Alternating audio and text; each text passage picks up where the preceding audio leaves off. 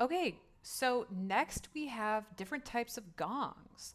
There are a bunch of different types of gongs, and so I want to get into how they differ from each other. So that way, when you buy a gong, you can go to a store and be like, I want a chow gong or I want a wind gong, instead of just being like, I want gong. So let's just talk a little bit about the major differences between gongs. The reason why they're different is because they differ in where they come from, where they originated from, where their traditions stem from. And so the process of how they're made and the materials used are also different. And then because of all this, the ideal sound for each type of gong is going to be a little bit different. There's two main categories of gongs, and most of us who are in sound healing work with one category, but I do want to talk about the other category just so you know. Pitched and non pitched. Most of us are working with non pitched gongs, but let me just briefly, very briefly, talk about pitched gongs. This is what's shown here, and let me move myself over here so you can just see better. Pitched gongs are also called button gongs, nipple gongs, or Thai gongs. They originated from Thailand, so that's why they're called Thai gongs. Um, they have this raised center that looks like a nipple, or like a little button. And I just wanted to show you, like from the side, it's actually raised and it's like a big bump in the middle. And usually this is made from, oh yeah, like it's raised in the center, sort of like the bell of a cymbal. So if you've ever like looked at a drum set and like seen the cymbals, like the very like middle of the cymbal, it's like raised in the middle. That's what this looks like too. So usually the alloy of metals used makes it so that it's matte or it's not shiny. And these gongs are pitched to like very specific pitches. So I wanted to show this picture because this is like set up like a keyboard, like a piano. Like these are the white notes and these are the black notes. So you could play like a song on these types of gongs. So yeah, so you could have like an entire musical scale. You can play songs. These are going to have a really strong fundamental pitch, and I'll be getting into fundamental versus overtones in another video, but this is going to have a really clear pitch that you can sing along to, that you can discern, that you can match, that you can hum and sing along to, rather than lots of overtones. So this is something to keep in mind. If you want a really clear pitch, like if there's a note that you really like, you might want to get one of these so that it always plays the same note. Just something to think about. But most of us are really using unpitched gongs, which look like these. And this is sort of like these are sort of like the main non-pitched gongs that we see in the sound healing world. So I want to go over how all of these are really different. There's two like main types, and it's actually the two that I have behind me and these two that I have here on the top. So the first one is called a chow gong.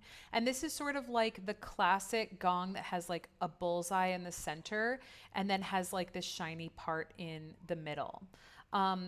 This black matte part, matte being like not shiny, this is what the gong looks like after it's been heat treated. So in order to make a gong, they have to like heat this metal up, pour it into a mold, and it's like hot, right?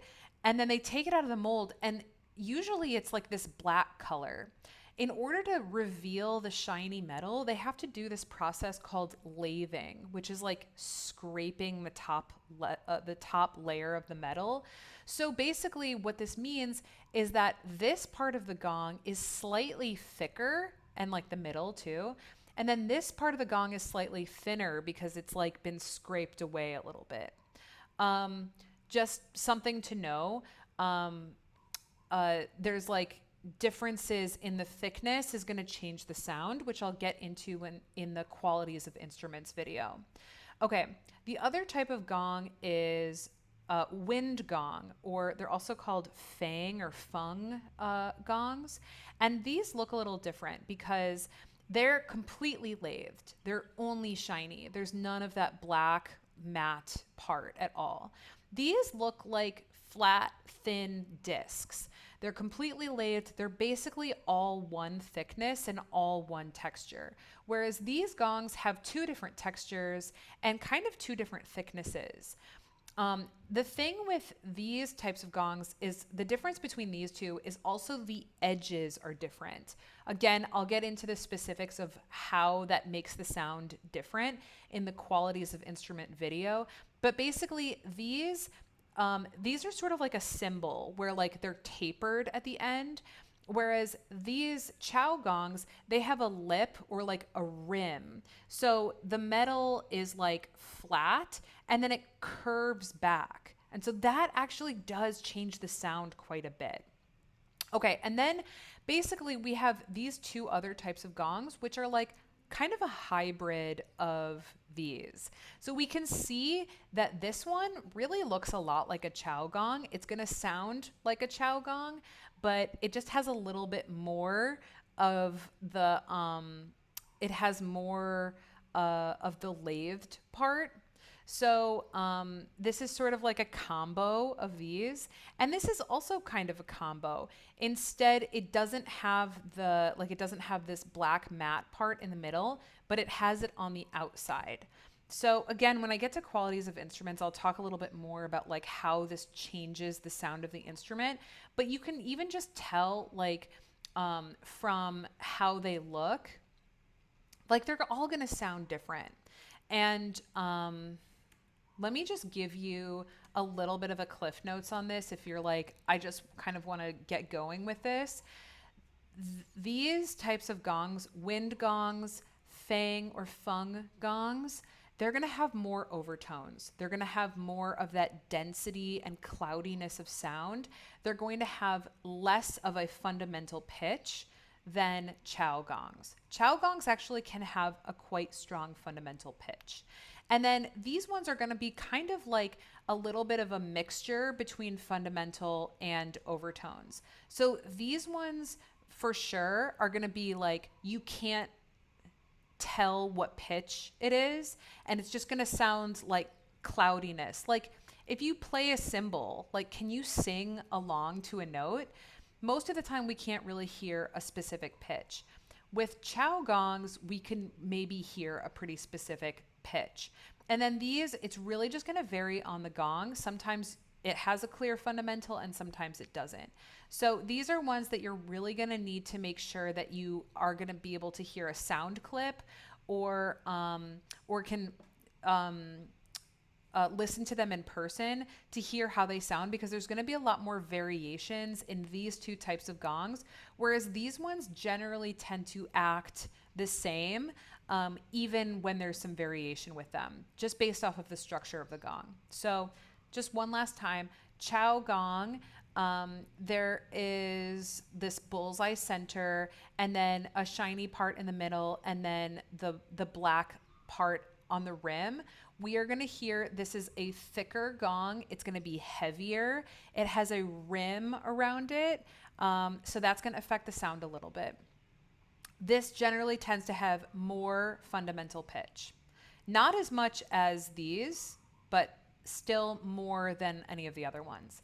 This is a wind gong or a fang or a fung gong, and they look like a thin flat disc. It looks a lot like a cymbal. This is going to have more of the overtone types of sounds. And like I said at the beginning, whatever sound you feel drawn to is right. I'm not trying to show any preference. There's only one instrument that I like kind of like to steer people away from, and that's the painted, sandblasted crystal quartz bowls. But even if you have those, you can make them work. It's really okay. All instruments have their pros and their cons, but I just sort of want to educate you about what's out there. The fung gongs, the wind gongs, are really great because they're thinner. They're going to be lighter weight. They're going to be maybe a little bit easier to move. And they have more overtones. So you're not going to hear one clear pitch that's going to be easy to sing along to. And instead, you're going to hear more cloudiness and density of the sound. And then these two They just vary. They're going to be different. It's a combination between these two. So, depending on what it looks like, depending on the material, depending on the thickness, and all of that, it's going to sound different. So, there's going to be a little bit more variation in these types of gongs. And I would definitely make sure that if you're purchasing one of these, that you get at least a sound clip before so you know how it sounds. So, those are the major types of gongs. Chow, wind, these are called solar flare usually, and these are called symphonic usually. And then these are called pitched gongs or tie gongs, nipple gongs, or button gongs. And this, I find this to be a little bit more unusual in the sound healing world, um, but I think they're super cool. And definitely, if you're looking to explore those, that's a really great option as well. So that's it for types of gongs. Hope you found this helpful, and I'll be explaining more in the upcoming videos. All right, I will see you later.